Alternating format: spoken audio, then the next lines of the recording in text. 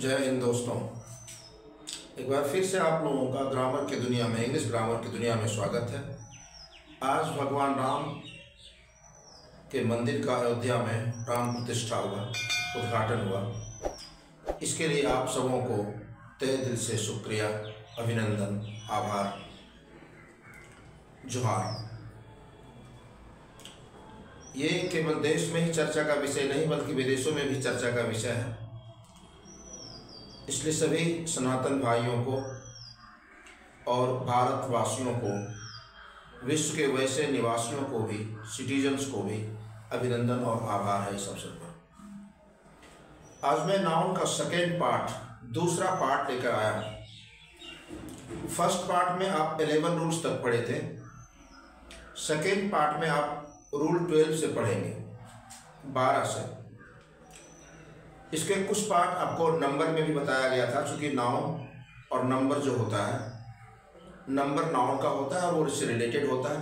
तो कुछ और डिटेल्स के लिए आप मेरा पहले पढ़ाया हुआ चैप्टर 2 पार्ट में जो कि पढ़ाया गया है नंबर, उसको आप देख सकते हैं 2 लेक्चर में।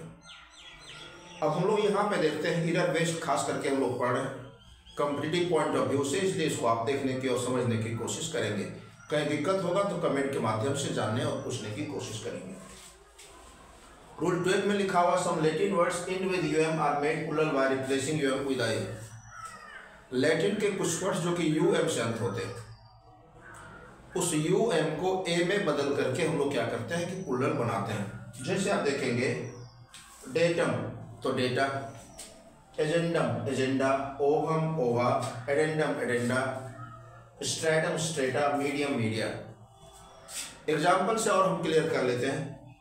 Produce all the datas correctly. अब यदि यहाँ पे डेटाज दिया रहेगा सेंटेंस में, तो डेटाज नहीं करके क्या कर देंगे आप, डेटा कर देंगे। ठीक है, क्योंकि डेटा खुद प्लूरल है। सेकेंड एग्जाम्पल देखेंगे, all the political parties are trying to allure public through their agendums. सभी राजनीतिक दल अपने एजेंडम्स के जरिए पब्लिक को, जनता को लुभाने की कोशिश कर रहे हैं। अब यहाँ पे एजेंडम्स नहीं देंगे, एजेंडम्स यदि दिया रहेगा तो गलत हो जाएगा, उसके बदले आपको एजेंडा करना है। अब 2-3 चीज देखेंगे यहाँ पे, नोट 2 लिखा हुआ है। पहला नोट है कि मीडियम का प्लूरल, मीडिया तो होता ही है, लेकिन मीडिया मतलब जो हो गया सोर्स हो गया, उसके लिए हम लोग मीडिया करेंगे। और मीडियम का प्लूरल मीडियम्स भी होता है, ये समझने की कोशिश करेंगे। दूसरा हो गया डेटा और एजेंडा। डेटा और एजेंडा का प्रयोग इन दिनों सिंगुलर प्लूरल दोनों में होने लगा है, क्योंकि डेटम और एजेंडम का प्रयोग अब लगभग, उसका यूज लगभग समाप्त हो चुका है। कुछ नोट सेकेंड में दिया गया है कि लैटिन के कुछ वर्ड्स यूएम से तो अंत होते हैं, लेकिन उसमें एस जोड़ करके हम लोग प्लूरल बनाने की कोशिश करते हैं। जैसे लिखिएगा असाइलम, असाइलम मतलब होता है अनाथालय, तो असाइलम्स हो गया। प्रीमियम तो प्रीमियम्स हो गया। पेंडुलम तो पेंडुलम्स हो गया, घड़ी में होती है। और यहाँ पे है हारमोनियम तो हारमोनियम्स हो गया।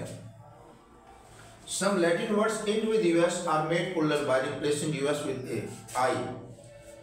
अब लैटिन के कुछ वर्ड्स जो हैं जो कि यूएस से अंत होते हैं, और उस यूएस को क्या करते हैं कि हम लोग आई में चेंज करके, रिप्लेस करके यूएस को आई में, आई के जरिए हम लोग प्लूरल बना देते हैं।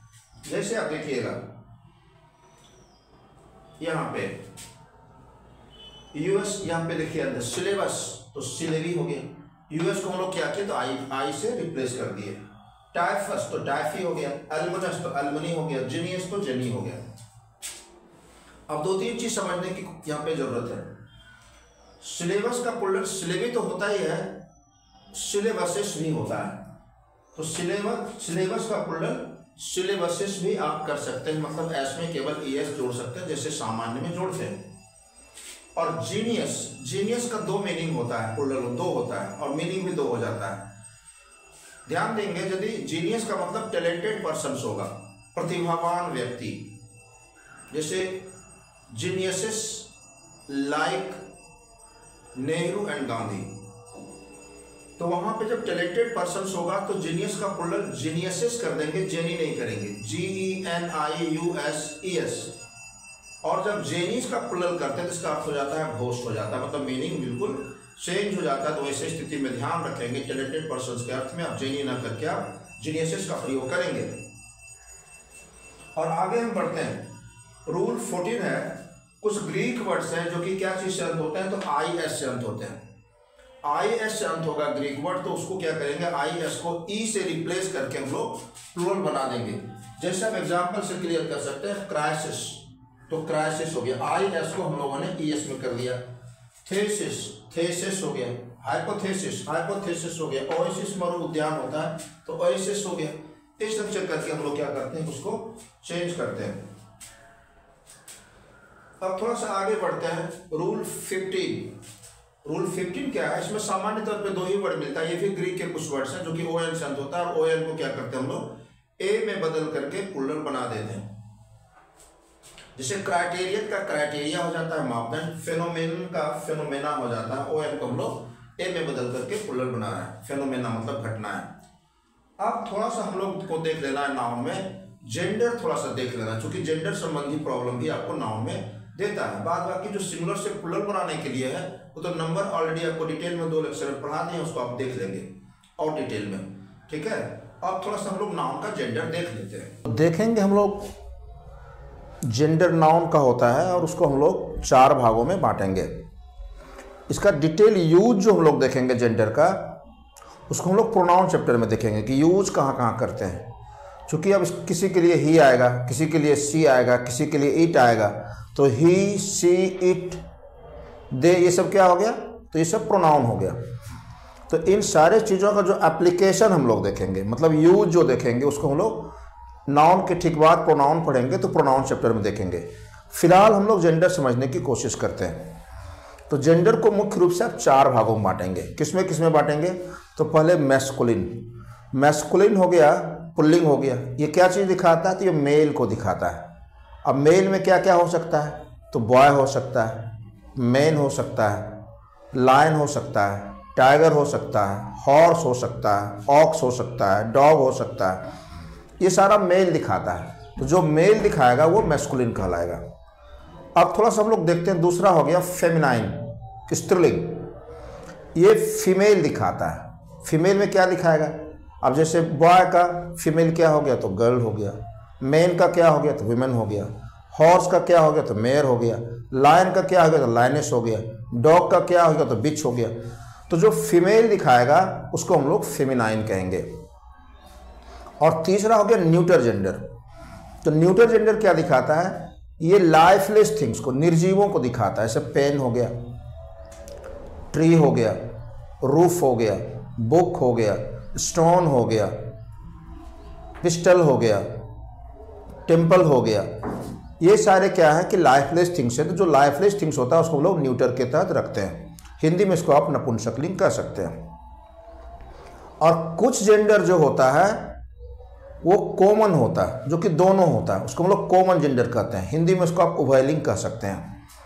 तो कॉमन जेंडर में क्या क्या हो सकता है, अब स्टूडेंट कहिएगा तो मेल फीमेल दोनों होता है। टीचर कहिएगा मेल फीमेल दोनों होता है। डॉक्टर कहिएगा मेल फीमेल दोनों होता है। प्लेयर कहिएगा, सिंगर कहिएगा, लीडर कहिएगा, आर्टिस्ट कहिएगा, तो ये सारा क्या होगा, दोनों में हो गया। तो जो दोनों में हो जाएगा उसको हम लोग क्या कह देंगे, तो कॉमन जेंडर के तहत लाएंगे।